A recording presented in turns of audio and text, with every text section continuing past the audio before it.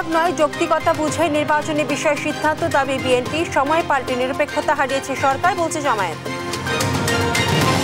ঈদ ছুটি শেষে কর্মস্থলে ছুটছে মানুষ। ফিরতি যাত্রায় সড়ক, রেল, নৌপথে যানবাহন এবং যাত্রীর চাপ বাড়তি ভাড়া আদায়ের অভিযোগ। আগে তো আমরা 300 টাকা দিয়ে আসতাম, এখন আজকে আসার সময় 400 টাকা নিয়েছে। নর্মালি আমার বাসার ভাড়া ওইটা বাসে থাকে হচ্ছে 600 টাকা, যেটা আমরা যাওয়ার সময় 1000 টাকা দিয়ে গেছি। এটা থাকে হচ্ছে 500, এটা 600 টাকা দিয়ে আসতে হয়েছে। যে কোনো সময় নির্বাচনের জন্য প্রস্তুত আইন শৃঙ্খলা বাহিনী, জানালেন স্বরাষ্ট্র উপদেষ্টা। সার্বিক নিরাপত্তা পরিস্থিতি নিয়ে সন্তোষ। দ্রুততম সময় ন্যায় বিচার নিশ্চিতে কাজ করছে সরকার, জানালেন আইন উপদেষ্টা। লিগ্যাল এইড কার্যক্রম জোরদারের উদ্যোগ। যান্ত্রিক ত্রুটি কিংবা পাইলটের ভুলে বিধ্বস্ত হতে পারে বোয়িং 787। বাংলাদেশের 6টি ড্রিম লাইনার নিয়মিত রক্ষণাবেক্ষণ।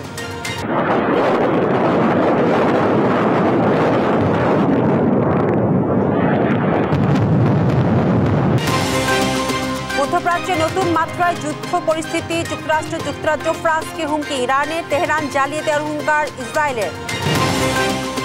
এবং অধরা শিরোপা সাউথ আফ্রিকার। বিশ্ব টেস্ট চ্যাম্পিয়নশিপ জিতল প্রোটিয়ারা। ফাইনালে অস্ট্রেলিয়াকে হারালো 5 উইকেটে। আমন্ত্রণ সংবাদ রাতে, শুনছিলেন শিরোনাম, সাথে আছি বিপাশা চক্রবর্তী। সময় নিয়ে বিএনপির প্রস্তাবের যৌক্তিকতা বুঝেই ফেব্রুয়ারিতে ভোটের রোডম্যাপ এসেছে বলে মন্তব্য করেছেন দলটির স্থায়ী কমিটির সদস্য সালাউদ্দিন আহমেদ। এটি কারো প্রতি অনুরাগ নয়, বরং রোজার আগে নির্বাচন আয়োজনে জামায়াতের পরামর্শের সঙ্গে সামঞ্জস্যপূর্ণ বলে জানান তিনি। আর বিতর্ক এড়াতে সুস্পষ্টভাবে নির্বাচনের দিনক্ষণ ঘোষণার পরামর্শ দিয়েছেন রাজনৈতিক বিশ্লেষক আবু আলম শহীদ খান। আরও জানাচ্ছেন নিয়াজ মোর্শেদ। অভ্যুত্থান পরবর্তী রাজনৈতিক অস্থিরতার মধ্যে গেল শুক্রবার লন্ডনের ডরচেস্টার হোটেলে প্রধান উপদেষ্টা ডক্টর মোহাম্মদ ইউনূসের সঙ্গে সাক্ষাৎ করেন বিএনপির ভারপ্রাপ্ত চেয়ারম্যান তারেক রহমান। ঐতিহাসিক এই বৈঠকের যৌথ বিবৃতিতে প্রধান উপদেষ্টা ঘোষিত আগামী বছরের এপ্রিলের প্রথমার্ধের পরিবর্তে ফেব্রুয়ারির প্রথমার্ধে নির্বাচনের ইঙ্গিত মেলে, যা দেশের গণতান্ত্রিক উত্তরণ যাত্রার টার্নিং পয়েন্ট বলে মনে করে বিএনপি। রমজান শুরু হওয়ার আগের সপ্তাহেও নির্বাচন আয়োজন করা যেতে পারে। ঘোষিত সময়সীমা থেকে সরে আসায় অন্তর্বর্তী সরকারের সমালোচনা করেছে জামাত ইসলামী এবং নবগঠিত রাজনৈতিক দল এনসিপি। সবশেষ এক বিবৃতিতে জামাত বলছে, বৈঠক হতেই পারে, তবে একটি দলের সঙ্গে আলোচনা করে যৌথ বিবৃতিতে ঘোষিত সময়সীমা পরিবর্তন সরকারের নিরপেক্ষতা ক্ষুণ্ণ করেছে। শুধু একটি দলকে খুশি করার জন্য নির্বাচনী সড়কে বাংলাদেশকে নিয়ে যাওয়া হচ্ছে। জামাত ও এনসিপির দাবি নাকচ করেছেন বিএনপির স্থায়ী কমিটির সদস্য সালাউদ্দিন আহমেদ। তিনি পরামর্শ দিয়েছিলেন যে জাতীয় সংসদ নির্বাচন আগামী রমজানের আগে করা যেতে পারে। ইনি উল্লেখ করেছেন, সেই দৃষ্টিভঙ্গি তারা প্রকাশ করেছেন।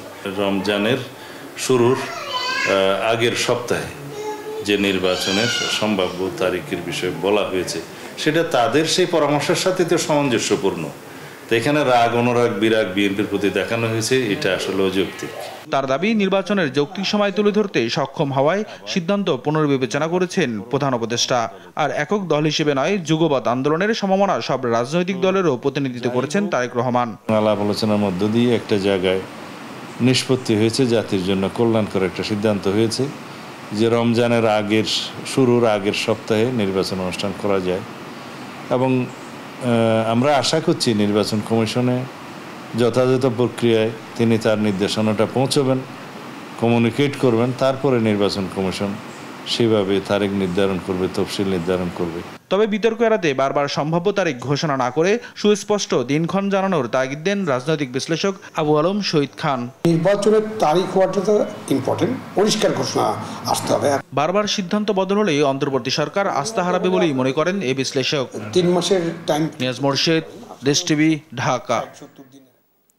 শুধু একটি দলের সঙ্গে আলোচনা করে নির্বাচনের ঘোষিত সময় পরিবর্তন করে যৌথ বিবৃতি অন্তর্বর্তী সরকারের নিরপেক্ষতা ক্ষুণ্ণ করেছে বলে মনে করে জামায়াত ইসলামী। এতে একটি দলের প্রতি বিশেষ অনুরাগ প্রকাশ পেয়েছে বলে মনে করে তারা। শনিবার দুপুরে আমির ডক্টর শফিকুর রহমানের সভাপতিত্বে জামায়াতের কেন্দ্রীয় নির্বাহী পরিষদের বৈঠক শেষে দেয়া এক বিবৃতিতে এই কথা বলা হয়। জামায়াত বলছে, জাতির উদ্দেশ্যে দেয়া ভাষণের প্রধান উপদেষ্টা এপ্রিলের প্রথমার্ধে জাতীয় নির্বাচনের রোডম্যাপ ঘোষণা করলেও একটি দলের সঙ্গে কথা বলেই সিদ্ধান্ত থেকে সরে এসেছে। যে কারো সঙ্গে বৈঠক হতেই পারে, কিন্তু এককভাবে সিদ্ধান্ত বদল একটি দলের প্রতি অনুরাগ প্রকাশ করেছে। এতে আগামী নির্বাচন সুষ্ঠু, নিরপেক্ষ এবং গ্রহণযোগ্য হবে কিনা তা নিয়ে সংশয় জানিয়েছে জামায়াত। প্রধান উপদেষ্টা ভূমিকা জাতির সামনে স্পষ্ট করার আহ্বান জানায় দলটি।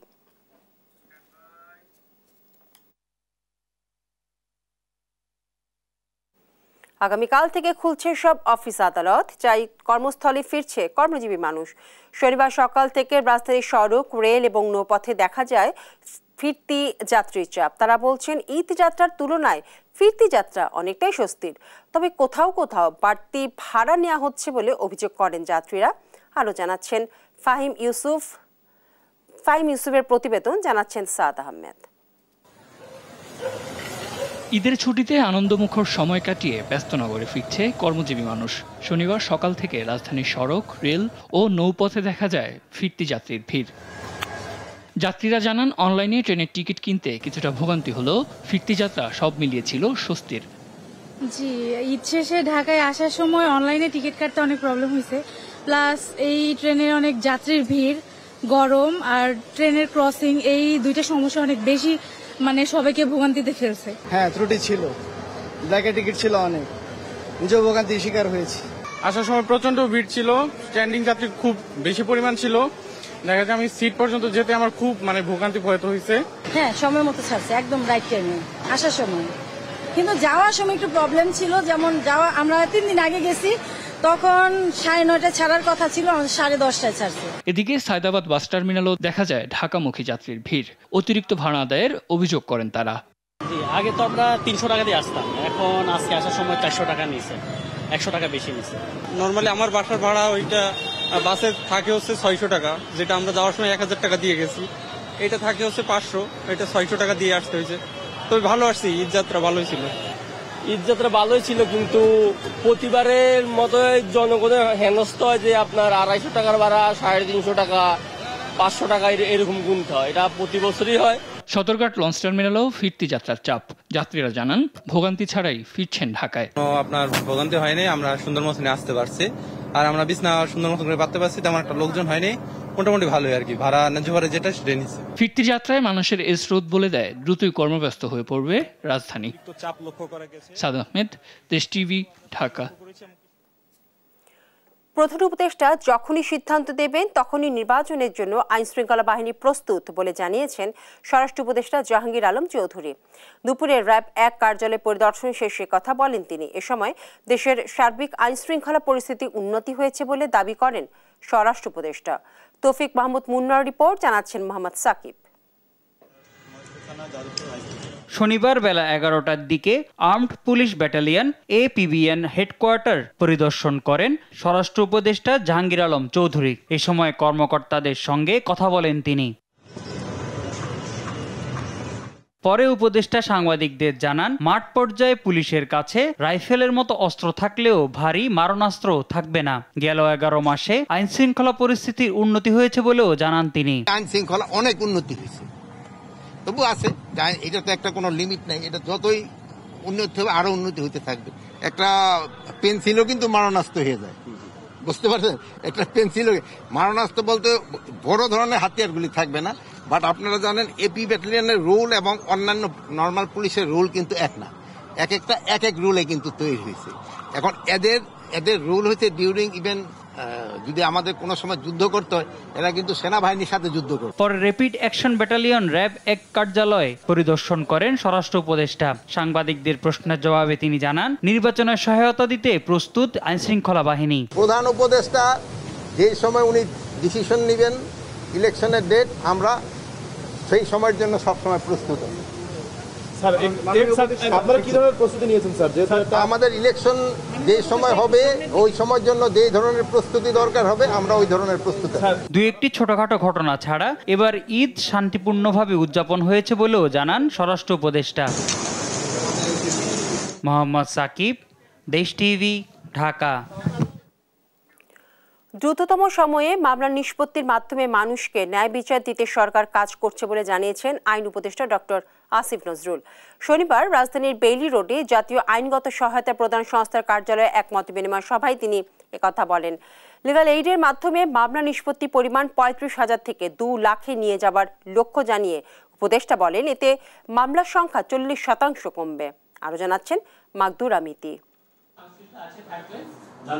আইনগত সহায়তা প্রদান আইন ২০০০ অধিকতর সংশোধনে মতবিনিময় সভা আয়োজন করে জাতীয় আইনগত সহায়তা প্রদান সংস্থা। এ সময় আইনটির বিভিন্ন দিক নিয়ে পরামর্শ তুলে ধরেন অংশীজনরা। আইন উপদেষ্টা জানান, দ্রুততম সময়ে কম খরচে মামলা নিষ্পত্তি, মানবাধিকার নিশ্চিত ও মানুষকে মামলার অভিশাপ থেকে মুক্তি দিতে কাজ করছে সরকার। এজন্য জাতীয় আইনগত সহায়তা সংস্থাকে আরো কার্যকর ও শক্তিশালী করা হচ্ছে। আমাদের মন্ত্রণালয়ের পক্ষ থেকে আমরা 3টা টার্গেট করেছি সংস্কার কার্যক্রমের ব্যাপারে। দ্রুত এবং স্বল্পতম সময়ে অল্প খরচে মামলার নিষ্পত্তি করা।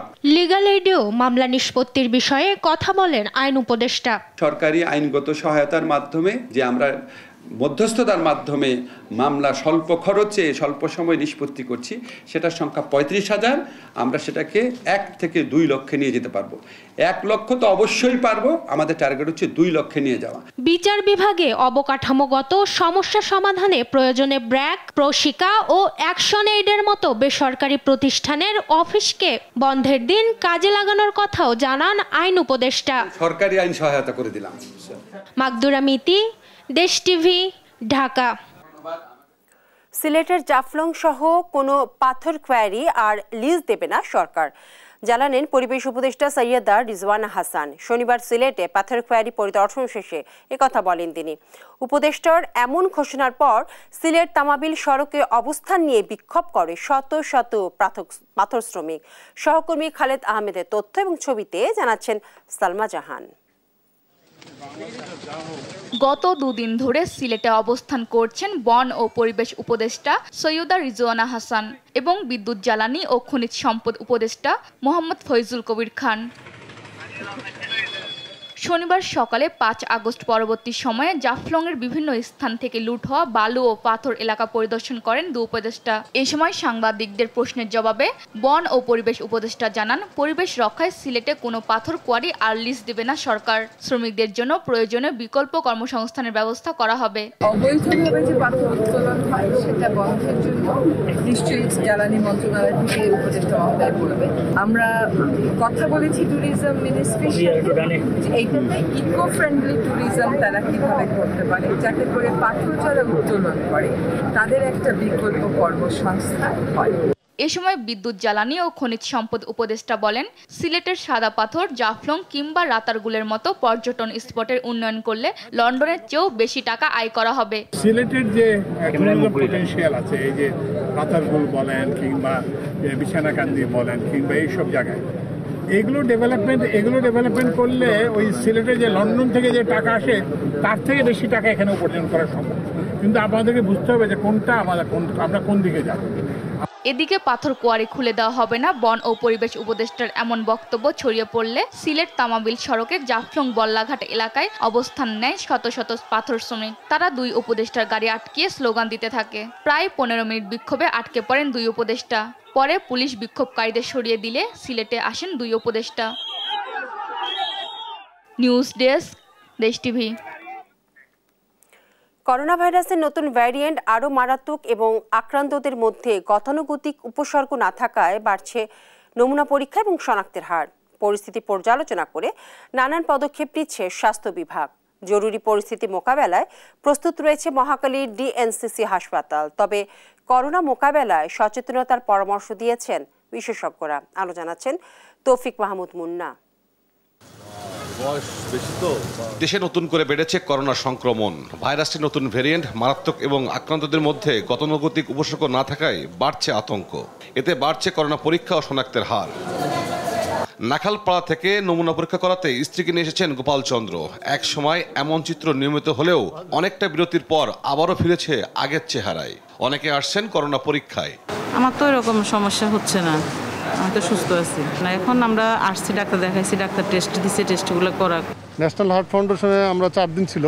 4 দিন থাকার পরে ওনারা বলতেছিলেন যে করোনা পজিটিভ, প্লাস ওনার নিউমোনিয়া এবং ফুসফুসে পানি চলে আসছে। এবার কেয়ারে প্রায় আধা ঘন্টা ওনারা ইমার্জেন্সিতে ট্রিটমেন্ট করেন। ট্রিটমেন্ট করার পরে বলতেছেন রোগীর অবস্থা খুব খারাপ, এখন আমরা ওনাকে লাইফ সাপোর্টে দিতে হবে। রাজধানীর ডিএনসিসি হাসপাতালে করোনা পরীক্ষা পরিমাণ প্রতিদিন বাড়ছে, তবে পরিস্থিতি মোকাবেলায় সব ধরনের প্রস্তুতির কথা জানান পরিচালক। লাস্ট 2 ইয়ার্সে প্রায় কোনো কেসই ছিল না, তখনও কিন্তু উই আর ফেলি প্রিপেয়ার্ড। আমাদের পর্যাপ্ত ব্যবস্থা রয়েছে to treat the patient. Like we have adequate oxygen cylinders. We have more than 600 oxygen cylinders here. We have VI oxygen plant. We have oxygen lines in all the beds. July সংক্রমণ বাড়ার আশঙ্কা জানিয়ে তিনি আরও জানান, স্বাস্থ্য মন্ত্রণালয় ও স্বাস্থ্য অধিদপ্তরের সঙ্গে পরামর্শ করে সব ধরনের ব্যবস্থা নেওয়া হবে। অলরেডি যে 300 পেশেন্ট পর্যন্ত আমরা অলরেডি চিকিৎসা দিতে পারবো অ্যাট এ টাইম অ্যাডমিট করে, আর আউটডোরে তো আমরা দিতেই পারছি। এবং কিন্তু যদি thousands of people or thousands of patient we get here, তখন কিন্তু আমাদের জন্য it will be beyond capacity. এটা not only for this country, everywhere. তবে করোনা মোকাবেলায় জনসচেতনতার কোনো বিকল্প নেই জানান বিশেষজ্ঞরা। তৌফিক মাহমুদ মুন্না, দেশ টিভি, ঢাকা। যান্ত্রিক ত্রুটি কিংবা পাইলটের ভুলের কারণে বোয়িংয়ের অত্যাধুনিক প্রযুক্তিতে নির্মিত 787 ড্রিমলাইনার মডেলের বিমান দুর্ঘটনার কবলে পড়তে পারে বলছেন বিশেষজ্ঞরা। বাংলাদেশে ব্যবহৃত 6টি ড্রিমলাইনার মডেলের বিমান নিয়মিত রক্ষণাবেক্ষণের পরামর্শ তাদের। আর বিমান বাংলাদেশ এয়ারলাইন্সের দাবি, রুটিন অনুযায়ী নিয়মিত চেকিং করা হয় প্রতিটি বিমান। আরও জানাচ্ছেন আলিমুজ্জামান সাফওয়ান। বৃহস্পতিবার দুপুরে এয়ার ইন্ডিয়ার ফ্লাইট AI-171 ভারতের আহমেদাবাদ বিমানবন্দর থেকে উড্ডয়নের পরই গুজরাটের মেঘানীনগর এলাকার একটি ভবনের উপর আছড়ে পড়ে। এ ঘটনায় এখন পর্যন্ত 274 জন নিহতের খবর পাওয়া গেছে। অত্যাধুনিক প্রযুক্তিতে তৈরি চতুর্থ প্রজন্মের এই ড্রিমলাইনার 2011 সাল থেকে নিয়মিত বাণিজ্যিক ফ্লাইট পরিচালনা করলেও গত 15 বছরে দুর্ঘটনার কোনো রেকর্ড ছিল না। তাই প্রথমেই বিধ্বস্তের খবরে নড়েচড়ে বসেছে অ্যাভিয়েশন খাত সংশ্লিষ্টরা। এই ঘটনা বিশ্লেষণে এরই মধ্যে ভারত সরকার ও বিমান নির্মাতা প্রতিষ্ঠান বোয়িং তাদের নিজস্ব তদন্তকারী দল ভারতে পাঠিয়েছে। মর্মান্তিক এই দুর্ঘটনার পেছনে বেশ কয়েকটি কারণ দেখছেন বিশেষজ্ঞরা। বলছেন, যান্ত্রিক ত্রুটি কিংবা পাইলটের ভুল তা নির্দিষ্ট করে এখনই বলা যাচ্ছে না। একটা কমান্ড হইতে পারে যে receipt was not correctly, say gear up না করে সে ফ্ল্যাপস আপ করে দিচ্ছে। ফ্ল্যাপস আপ করলে অবশ্যই এয়ারক্রাফটের প্রপার লিফট আর হবে না, এবং ওই জায়গা থেকে বেরিয়ে আসা খুব কঠিন। টেকনিক্যাল ফ্যাক্টর হয়, পাইলট মিস্টেক হয়, তা আমরা কিন্তু জানি না যে, এবং টেকনিক্যাল ফ্যাক্টরের মধ্যে যে যান্ত্রিক গোলযোগ হতে পারে, ইঞ্জিনের যে সমস্যা সেগুলো হতে পারে। বোয়িংয়ের 787 ড্রিমলাইনার মডেলের 6টি বিমান ব্যবহার করছে রাষ্ট্রীয় পতাকাবাহী সংস্থা বিমান বাংলাদেশ এয়ারলাইন্স। এর রক্ষণাবেক্ষণ সম্পর্কে জানতে চাইলে প্রতিষ্ঠানের মহাব্যবস্থাপক বলেন, রুটিন অনুযায়ী নিয়মিত চেকিং করা হয় প্রতিটি বিমান। এয়ারক্রাফটের যে কোনো ধরনের মেইনটেনেন্স তার ম্যানুয়াল অনুযায়ী হয়ে থাকে। এটি একটি রুটিন প্রক্রিয়া, এটি সবসময় করা হয়ে থাকে, এবং আমাদের সেফটি সিকিউরিটির সঙ্গে আমরা কখনোই কোনো কম্প্রোমাইজ করি না। দুর্ঘটনা এড়াতে আন্তর্জাতিক মান অনুযায়ী নিয়মিত সব কার্যক্রম মনিটরিং করা হয় বলে জানান বেবিচক চেয়ারম্যান। বোয়িং 787-8 আমাদের যে ধরনের এয়ারক্রাফট আমাদের বিমান বহরে আছে, আমরা এটা অপারেট করি। তো এটা আমরা অ্যাক্সিডেন্ট হওয়ার পর তো এখন আসলে ইনভেস্টিগেশন হওয়া পর্যন্ত কমপ্লিট পিকচার পাওয়া যাবে না কি জন্য কেন হয়েছে। এডিশনালি আমাদের যদি কোনো অ্যাডভাইজারি থাকে আমরা বলে দিই। So we are waiting for the actually total picture what happened. Alimuzzaman Safwan, দেশ টিভি, ঢাকা। র‍্যাব পরিচয়ে ফিল্মি স্টাইলে রাজধানীতে অস্ত্র ঠেকিয়ে নগদের এজেন্টের থেকে 1,08,42,000 টাকা ছিনতাইয়ের ঘটনা ঘটেছে। এ ঘটনায় এখনও কাউকে গ্রেফতার করতে পারেনি আইনশৃঙ্খলা বাহিনী। তবে এজেন্টের 4 প্রতিনিধিকে জিজ্ঞাসাবাদ করেছে উত্তরা পশ্চিম থানা পুলিশ। শাহাদাত নিশাদের একটি রিপোর্ট। শনিবার সকাল 8টা সিসিটিভি ফুটেজে দেখা যায় রাজধানীর উত্তরা 13 নম্বর সেক্টরের 12 নং রোডে র‍্যাব পরিচয়ে ছিনতাইয়ের ঘটনা। নগদের ডিস্ট্রিবিউশন অফিসের 4 জন 2টি মোটরসাইকেল যোগে 1,80,42,000 টাকা নগদ এজেন্টের বাসা থেকে ডিস্ট্রিবিউশন অফিস কার্যালয়ে যাচ্ছিল। মোড়েই একটি হাইস গাড়ি নিয়ে ওত পেতেছিল ছিনতাইকারীরা। র্যাবের পোশাক পরিহিত কয়েকজন তাদেরকে অস্ত্রের মুখে পথরোধ করে। 4 জনের মধ্যে 3 জনকে পিস্তল দেখিয়ে জিম্মি করে টাকার ব্যাগ সহ হাইস গাড়িতে তুলে নেয়। 4 জনের মধ্যে ওমর হোসেন নামে একজন আরেকটি ব্যাগ নিয়ে দৌড়ে পালায়। প্রশ্ন উঠেছে, বন্ধের দিনে এত সকালে এতগুলো টাকা কেন বাসা থেকে অফিসে নেওয়া হচ্ছিল, আর কেনই বা একটি ব্যাগে 1,08,00,000 টাকা এবং আরেকটি ব্যাগে মাত্র 1 লাখ টাকা বহন করা হচ্ছিল। এ নিয়ে উত্তরা বিভাগের উপপুলিশ কমিশনার জানান, তথ্য প্রযুক্তি সহায়তায় ছিনতাইকারীদের শনাক্ত ও গ্রেফতারের চেষ্টা চলছে। বেসিক্যালি এখন পর্যন্ত তো আমরা অপারেশনে আমাদের টিম আছে, আমরা এখন পর্যন্ত কোনো কাউকে গ্রেফতার করতে পারিনি। মামলাটা রুজু হচ্ছে, তো বলে আমরা হয়তো ইনভেস্টিগেশন চলমান। আমরা তো আশা করি এটা ডিটেকশন হলেই জানা যাবে যে কারা কারা জড়িত এই ঘটনায়। অন্যদিকে বিভিন্ন সময়ে র্যাবের পোশাক পরে ডাকাতির ঘটনায় উদ্বিগ্ন বাহিনীটি। র্যাবের মুখপাত্র জানান, বিষয়টি নিয়ে অনুসন্ধান শুরু করেছে তারা। আমাদেরও নজরে এসেছে এবং আমাদের এটার সাথে সাথে গোয়েন্দা তৎপরতা অলরেডি চালু হয়ে গিয়েছে। আমরা সিসিটিভি ফুটেজও কালেক্ট করেছি এবং আমরা চেষ্টা করছি যে পুলিশ এবং র্যাব একসাথে যৌথভাবে চেষ্টা করছি, এটাকে যত দ্রুত সম্ভব আমরা চেষ্টা করবো যারা এটার সাথে সম্পৃক্ত সবাইকে আইনের আওতায় আনার চেষ্টা করবো ইনশাআল্লাহ। এই ঘটনায় ব্যবহৃত মাইক্রোবাসের নম্বর ও সিসিটিভি ফুটেজ বিশ্লেষণ করে দ্রুত আসামিদের গ্রেফতারের আশ্বাসও দিয়েছে র্যাব।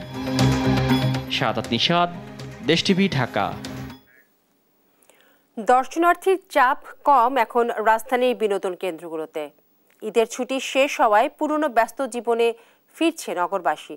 তবে কাজে ফেরার আগে পরিবার পরিজন নিয়ে আনন্দঘন সময় কাটাতেই অনেকেই আবার ছুটে আসছেন আহসান মঞ্জিল, লালবাগ কেল্লা সহ বিভিন্ন জায়গায়। আরও জানাচ্ছেন জান্নাতুল মোহনা। রোববার থেকে আবারও শুরু কর্মব্যস্ত জীবন। ঈদুল আজহার লম্বা ছুটিতে রাজধানী ও পার্শ্ববর্তী বিনোদন কেন্দ্রগুলোতে যেমন ভিড় ছিল, শনিবার তুলনামূলকভাবে তা কমে গেছে। ছুটির শেষ দিনে লালবাগ কেল্লা এবং আহসান মঞ্জিল ঘুরে দেখা যায় অনেকেই এসেছেন পরিবার পরিজন নিয়ে।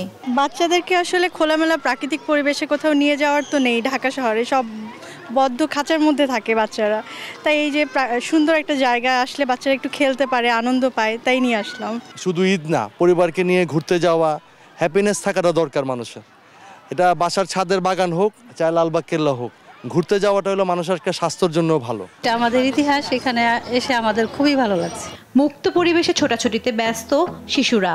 আমার সাথে বোরিং লাগে, কেউ নাই খেলার, আবার এদিকে এসে ভালো লাগে কারণ ওই যে ফুল আছে, আবার আমরা ছবি তুলতে পারবো, সবাই আসবে। বাবার সাথে ঘুরতে আসছি, আমরা বোনরা মজা করতেছি। ঐতিহাসিক নিদর্শন হিসেবে ঢাকার আভিজাত্যের প্রতীক এ দুটি স্থান, তাই তো এর সংরক্ষণের প্রতি কর্তৃপক্ষের দৃষ্টি আকর্ষণে বিশেষ মনোযোগ দেওয়ার কথা জানান দর্শনার্থীরা। জান্নাতুল মোহনা, দেশ টিভি, ঢাকা। প্রচণ্ড খরায় পুড়ছে দেশ। উত্তপ্ত বাতাস, কড়া রোদ আর অসহনীয় বিদ্যুৎ বিভ্রাট সব মিলিয়ে বিপর্যস্ত হয়ে পড়েছে দেশের বিভিন্ন অঞ্চলের জনজীবন। সাতক্ষীরা থেকে নীলফামারী, ফেনী থেকে মাদারীপুর প্রচণ্ড দাবদাহে ব্যাহত হচ্ছে স্বাভাবিক জীবনযাত্রা। চাষাবাদ নিয়ে বিপাকে পড়েছেন চাষিরা। সহকর্মীদের পাঠানো তথ্য এবং ছবিতে জানাচ্ছেন অঙ্কন চৌধুরী।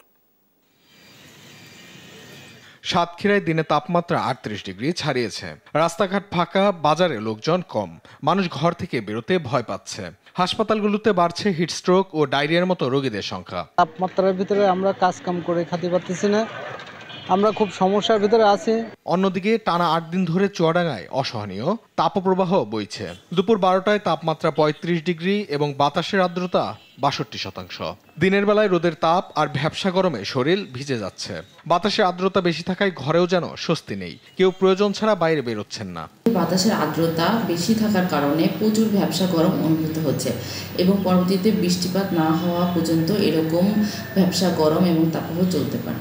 37 থেকে 38 ডিগ্রি তাপমাত্রায় মেহেরপুরের জনজীবন দগ্ধ। খোলা আকাশের নিচে কাজ করতে গিয়ে অসুস্থ হয়ে পড়ছেন অনেকেই। 4-5 দিন ধরে খুব রোদ গরম, এই ছাতি মাথায় দিয়ে ভ্যান চালাইছি। মাদারীপুরের চিত্রও একই রকম ভয়াবহ। গত কয়েকদিন ধরে 37 ডিগ্রির উপরে তাপমাত্রা রেকর্ড হচ্ছে। দুপুরের সময় রাস্তায় মানুষ দেখা যাচ্ছে না বললেই চলে। তীব্র গরমে মানুষ অতিষ্ঠ হয়ে গেছে, আমরা অস্থির হয়ে গেছি। ফেনীতে তাপমাত্রা 37 ডিগ্রি ছাড়িয়ে গেছে। দুপুরের পর বাজার ফাঁকা, বিদ্যুৎ বিভ্রাট পরিস্থিতিকে আরো নাজুক করে তুলেছে। 3-4 দিন ধরে গাড়ি হিসেবে আমরা রাস্তায় গরমে চালাতে পারি না। গরমের তাপদাহ এত মারাত্মক, মানুষ এভাবে কাগজের লেবুর শরবত খেয়ে জীবন যাপন কাটাচ্ছে। নীলফামারীতে তাপমাত্রা হঠাৎ বেড়ে গিয়ে 36 থেকে 37 ডিগ্রিতে ঠেকেছে। এই অবস্থায় পশু পাখির পানির যোগান করাও কষ্টসাধ্য হয়ে পড়েছে। স্কুল শিক্ষার্থীদের উপস্থিতিও তুলনামূলকভাবে কম, কারণ তীব্র গরমে তারা অসুস্থ। হাসপাতালগুলোতে অনেকেই ভর্তি হচ্ছেন মাথা ব্যথা, দুর্বলতা ও পানিশূন্যতা নিয়ে। প্রাকৃতিক দুর্যোগ নয়, তবুও প্রতিদিন গরমে মানুষের জীবনে নেমে এসেছে দুর্ভোগের মতোই প্রভাব। তাপপ্রবাহ থেকে বাঁচতে জরুরি প্রয়োজন ছাড়া ঘর থেকে বের না হওয়ার পরামর্শ দিয়েছেন চিকিৎসকরা। নিউজ ডেস্ক, দেশ টিভি।